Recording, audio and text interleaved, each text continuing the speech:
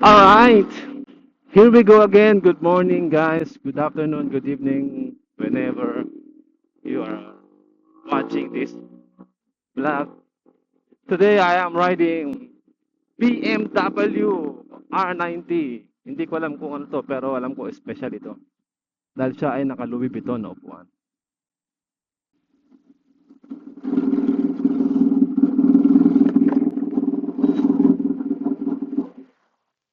Ingay?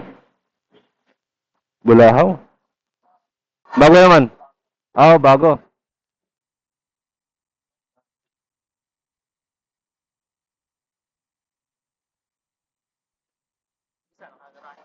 Yung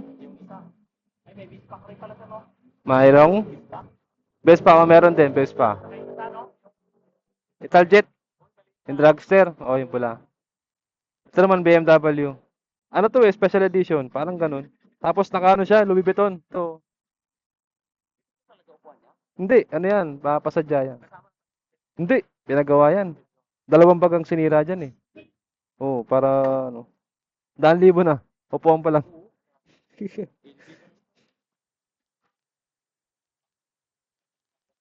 Dito ginagamit na ano, pang display lang. Ito lang ata may-ari nito. Oo, si Ramon ang may-ari nito. Tapos, hindi ko alam isa eh. Oo, kasi siya yung may-ari ng BMW, alam ko eh. Bihira lang tayo makakita ng ganito eh. Oo, bihira. Sir, thank you. Oh, ha? Oo. Libre ng box. Ah. Sige, sige. Thank you.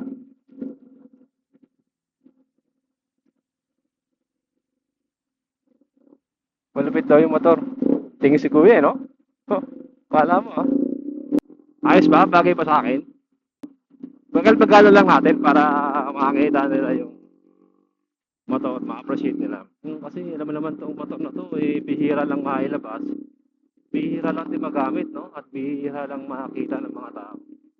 Hindi ko maano yung ano niya, yung specs niya eh, kasi wala, hindi ko kabisado. At ang maraming R90 kasi, pero ang alam ko lang, boxer engine, stable siya sa kalsada, ganun. Masarap siyang dalhin. Tapos para siyang raw power kasi wala siyang quick shifter and auto flip. So, hindi siya gano'n, no? Wala siyang mga gano'ng technology. Tapos, classic ang datingan niya, classic. Oo. Di mo round yung panel, tapos yung headlight below, tapos yung tangke, di ba yung classic na tangke, alam mo yung parang pang Barako, TMX, so mga gano'n.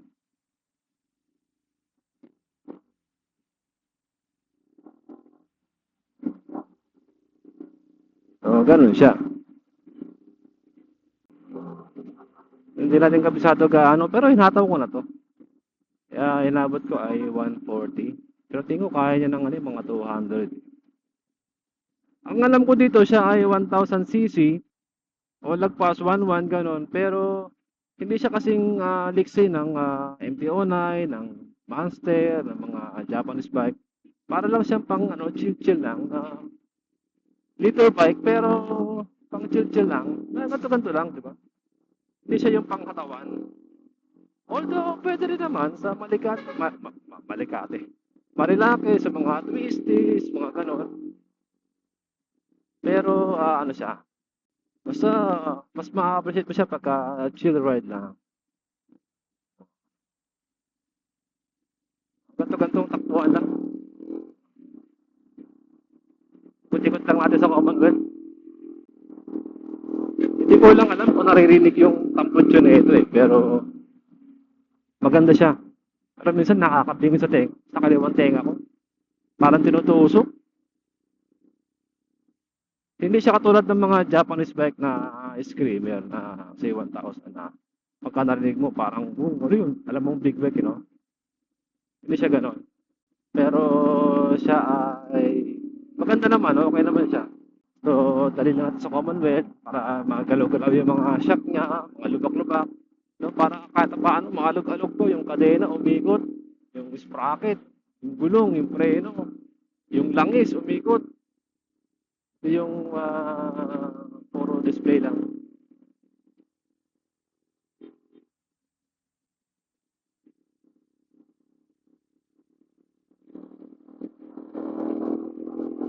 Ito ay ano lang initial na ride and review. Ito ganito lang siya. Pinapakita ko lang kung ano yung meron sa motor na. Dahil alam mo naman, bihira tayo makakita ng ganito. Parang bihira to ilabas sa kalsada eh. Parang makikita mo lang to sa Marilaki, Katanay, Expressway, gano'n. Pero sa Commonwealth, siyempre, pagka dadaan ka rito, ang gagamitin mo yung mga scooter, di ba? NMAX Aerox, PCX. Pero, siyempre, hindi ka gagamit ng mga ganito. Saan mo ipaparada to? Lalo na naka Louis Vuitton na. Louis Vuitton, upuan pa lang, Louis Vuitton na.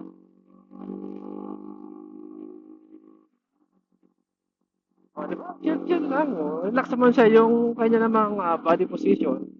Ay relax, no? Medyo aggressive ng konti, pero relax kasi medyo mataas yung kanyang handlebar.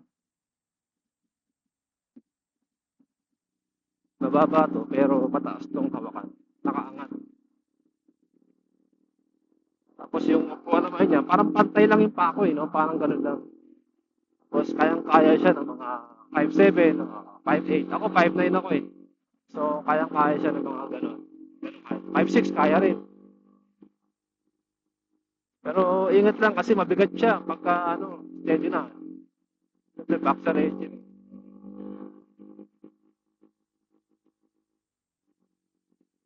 Fifth gear na 70 lang takbo natin. Kayong haraw ng hatang. Bueno, mga bagong motor Bibili nga ako ng Pasio. Pasio. Kaysa Vespa, parang ang mahal ng Vespa, parang hindi ko kaya. Parang hindi ko yata kaya na bumili ng Vespa. Kaya ko naman pero masyado siyang pricey. Sakit sa tenga. Parang tinutusok yung tenga ko. Fifth gear na, pero ang takbo natin 80 lang. Ganyan lang, parang umiikot. Ay. Mali pala minute ko, may yan, 6 gear na, yan. Relax na. Wala siyang ganong wala siyang mga electronics eh. Parang hazard nga, wala eh. Wala akong makitang hazard. Parang ganito lang siya. Alam mo yung mga pang matanda, pang oldies. Siyempre, mga big time na parang pang ano lang siya. Ay, titingin nga pala ako ng Yamaha. Pambira yan. Bukas na lang. Titingin tayo ng Pasio. Bibili tayo ng Pasio, yung brand new. Ipa-vlog natin yung bagong Pasio 2025. Alright. Hindi ko lang alam, pero yun ang napapasawan kong bilhin, yung Pasio. Kasi classic siya. Tapos, mayroong assist. Basta hybrid siya Hybrid siya. So, maganda siyang motor. Tapos, classic. Maganda siyang yung alam mo yung hindi mo na siya kailangan pang lagyan ng masyadong borloloy. Yung ko na masyadong maporma pagka lalong pinapaganda lalong pumapangit So yung basic lang, yung lang, kung ano siya, yun na yun. Tapos, pagkagayin mo na lang yung performance niya, yung gulong, yung shock, ganoon. Yung basic lang, yung sakto lang. Ito, big din yata ito. Ano ba ito? Tawag dito? XSR ba to? XSR 900? Oo nga, 700 XSR. Wow! So, great. Ayos, ganda. 900. May kausap siya, may kausap. Pero maganda yung motor niya, XSR 900. Classic yan, talaga classic yan. Parang ganito rin yan. Yamaha ang alam, pero maganda yan.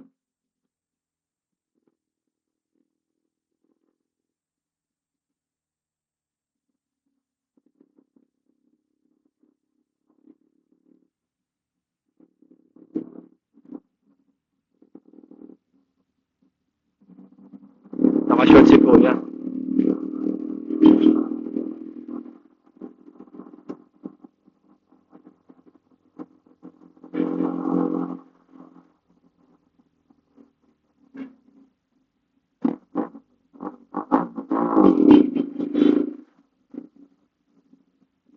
Pero ulit truck na yun Bigla na lang di ba? Ganda XSR 900. Maganda yung helmet niya. Eh, yung helmet natin. Budget mo yun. Pero maganda yung motor niya. Halos magkamukha kami ha. Tingnan mo. Eh, pati yung, ang tawag dyan, side mirror. Oo, bar end, side mirror. O, tapos yung taillight niya, classic na bilog, eh, no? Oh, yeah. Kaso nga lang, mas malaki yung bakit na nito. BMW, tapos mas malaki yung gulong. Tapos ano siya, Louis Vuitton, no? Upuan. Upuan pa lang, Louis Vuitton na. Daang libo na, saan ka pa? Sakit na tinga.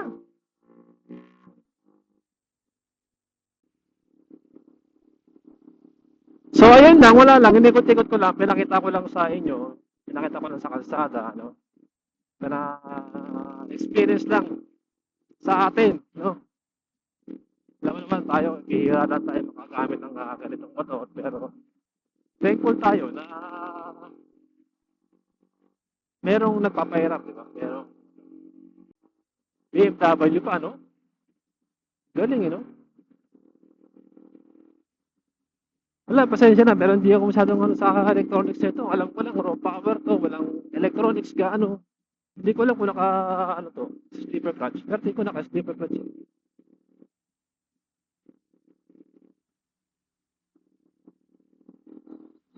Pero sa presyo niya, hindi ko alam kung anong presyo. Ipapost mo na lang kung magkano yung ganito. Marami ka nang mabibili na mas reliable naman na bike, Japanese bike na okay. Hindi ko medium na to eh. Kaya ang MT-10, wala pang medium na to eh. Ang Z1000, ganun din. ZH2, ganun din. Pwede ka mapili. Pero pag kasi mga ganito, mga European, BMW, Italian, mga ganyan, Ducati, medyo, ano na siya, ibang level na. Kumbaga, nakakaangat ka, nasa high class ka na. Nasa, ano ka na, higher echelon. Ibig sabihin, marami kang pera. Ganun lang yan.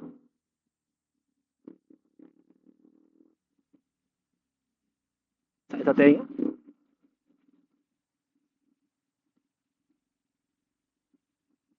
Maganda niyang gamitin, no? Kasi flat na flat yung sa kalsada eh. Flat na flat siya eh. Parang ano eh, parang alam yun. Dapat nalapat yung katawan niya sa kalsada. Kasi ang ganda ng balance niya kasi nga boxer engine, kaliwat kanan, meron pabigat. Merong kalso. Hindi ko makakalso. Hindi ko lang alam kung magkano kaya change oil nito. Yung maintenance nito. Tsaka kung ilang litro. Hindi ko alam eh. Pero sana magamit natin ito sa Marilaki. Dala natin siya.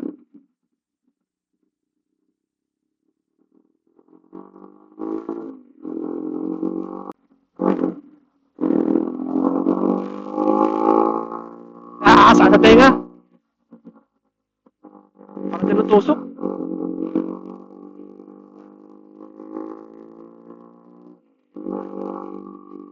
Alright guys, so mayroon kayong gustong malaman patungkol sa bike na to, eh comment na lang kayo, pag-usapan natin para makapag-research tayo o ano, anything kasi wala akong alam sa ganito eh. Kumbaga, pwede naman, kaso hindi natin siya kabisado pa. So, mahirap magaling-galing. Kung Japanese bike lang to, kayang-kaya natin itong ano yun, i-review ng maayos. Kayang-kaya natin itong puting-tingin, parang gano'n. Dahil nga medyo ano, classy, no? Premium, BMW, tapos parang limited edition lang siya.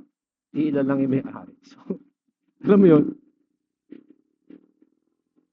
Kumbaga, mataas yung ating respeto sa motor na to. Ito lang yung mga ano, electronics eh, oh. Ito lang yung kaliwat kanan, taas lang yung temperature, trip 1, trip 3, trip A, ganyan, engine temperature, 121, clock, 28, oras lang. Modo, tapos sa kabila yung date. Meron siyang date eh. Meron siyang consumption, mga gano'n. speed kilometer per hour, di ko alam. Pero battery yan. Battery health. Rev matching. Hmm.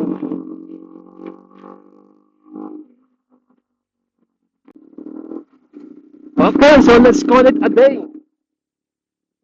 Good morning sa lahat at please support my YouTube channel. Facebook, wala pa, gagawa pa lang tayo. So ito ay libangan lang natin. Mga patungkol sa mga ganitong motor. ah Time will ka, mga lifestyle naman about fitness, about fashion, etc. Ah, para makatulong tayo sa ibang tao. Mga problema nila sa buhay, kung ano man yun. Oh, pagka nagkakambyo ko tumutunog, parang yung may pumasok na. Oh, tumutunog eh, may tumutunog sa mga makina eh. Ride safe, guys. Brum brum. Alright.